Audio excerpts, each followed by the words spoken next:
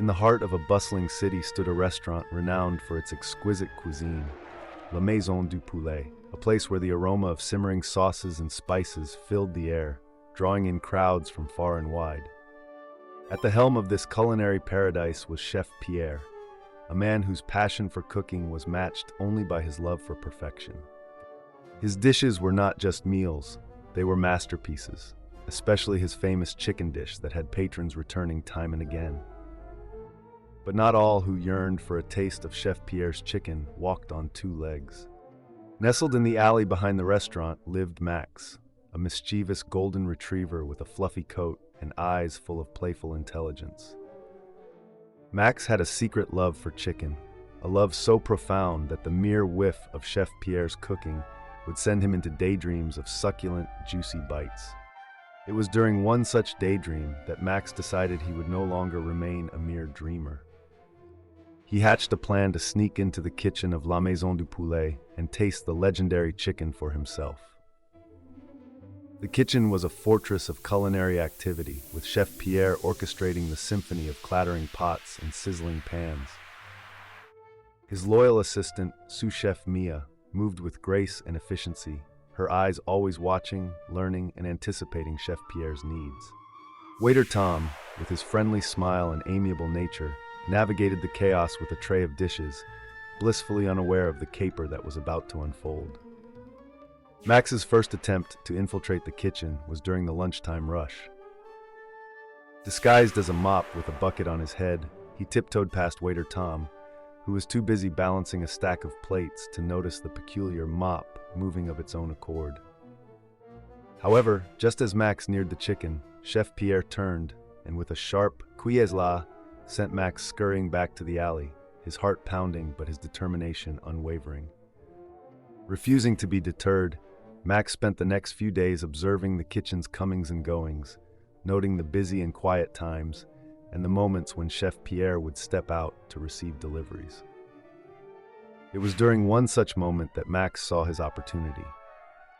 With Chef Pierre momentarily out and sous chef Mia focused on her prep work, Max slipped in unnoticed beneath a cart of vegetables being wheeled in by a delivery person. Once inside, Max was in awe of the sights and sounds that surrounded him. The kitchen was even more magnificent up close, a temple of culinary creation. But his awe was short-lived, as his nose caught the scent of the chicken. Following it like a compass, Max navigated through the underbelly of the kitchen, dodging feet and avoiding falling utensils. However, just as the chicken was within reach, a sudden yelp echoed through the kitchen. Max, in his eagerness, had accidentally bumped into waiter Tom, causing him to trip and send a cascade of dishes crashing to the floor. The commotion brought Chef Pierre and sous chef Mia running. Chef Pierre's eyes narrowed as he spied Max, his tail wagging guiltily amidst the wreckage. Everyone held their breath, expecting a storm of reprimands from Chef Pierre. But the storm never came. Instead, Chef Pierre let out a hearty laugh, the tension dissolving into chuckles and smiles. He was impressed by Max's determination, cleverness, and above all, his undeniable love for chicken. In that moment, Chef Pierre made a decision that would forever change the course of Max's culinary adventures.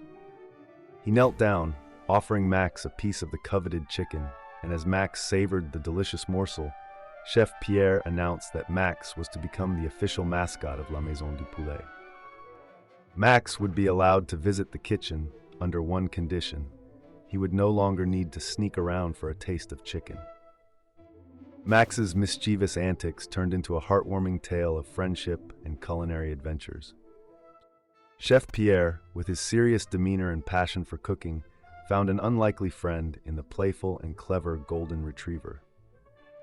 Sous chef Mia, who had always admired Chef Pierre's dedication, learned the value of humor and unexpected friendship in the pursuit of culinary excellence.